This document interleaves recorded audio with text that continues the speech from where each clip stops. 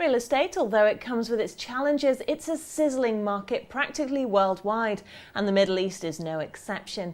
With me to discuss is Ahmad Kasem from United Real Estate Company. Ahmad, how developed is the Middle Eastern real estate market? Where's the highest demand? Talk me through the sector. The Middle East real estate market is the fastest growing market in the world today. It has grown from being a pure developers in the real estate entity to become multinational, and today we have a countless number of real estate developers. If we take, for example, the United Arab Emirates have paved the way of diversification of its portfolio, whereas a lot of real estate developers were attracted to build and do business in that country. United Arab Emirates have really focused on providing the state-of-the-art infrastructure system to include bridges, roadways, ports, airports, etc.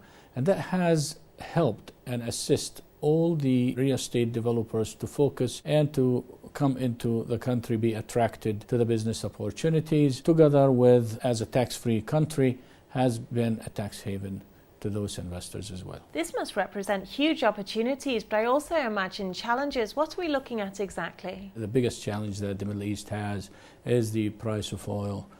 The decline of the price of oil has prompted the governments, together with all businesses, to start taking a different look and become more efficient and more strategic and to diversify.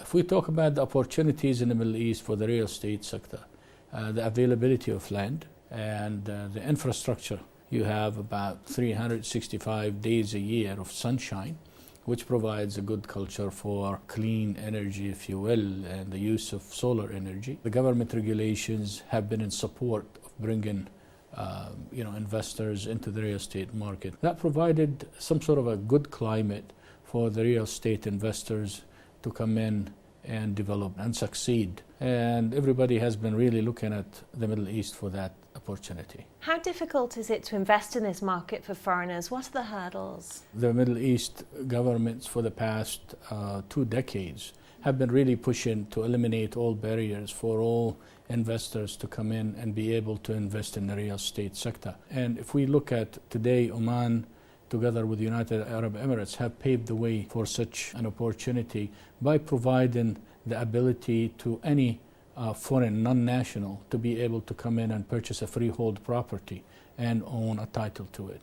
That has provided the environment for all investors and people who wants to come and live in the Middle East the ability to do so. And what role do developers play in developing the market? The developers play a major role and a significant one in the real estate development market. As in the private sector, they bring new projects and they have the responsibility of bringing new projects into it. They normally have to abide and comply with all the government and the local authorities' regulations and requirements. By doing so, all their new projects, whether it's a design, whether it's a zoning requirement, they have actually worked together and influence those governments to adapt and make modification and revisions to their requirement and regulations to be in line with the international requirement for real estate developers. So with this in mind, talk me through your latest project in Morocco. It's an 18-hole golf course resort designed by the golf player Neil Cameron to be a desert-like golf course integrated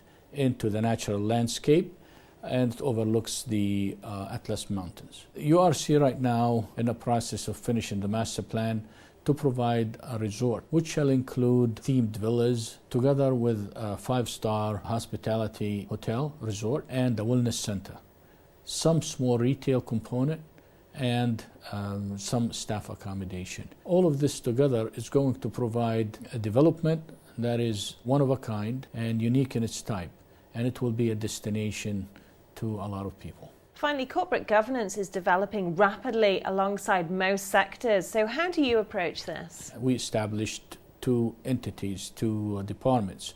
One is compliance department and the other is risk management. And both of those do look for any compliance issue and to ascertain that every dealing, whatever we do with our shareholders, with our management, with our customers, has to comply accordingly. We work very closely with the CMA, which is the Capital Market Authority in Kuwait, and we make sure that we are compliant with their requirement, and we actually work together and coordinate to benchmark. Corporate governance is very important, and we ascertain and we ensure we are compliant 100% in our daily work.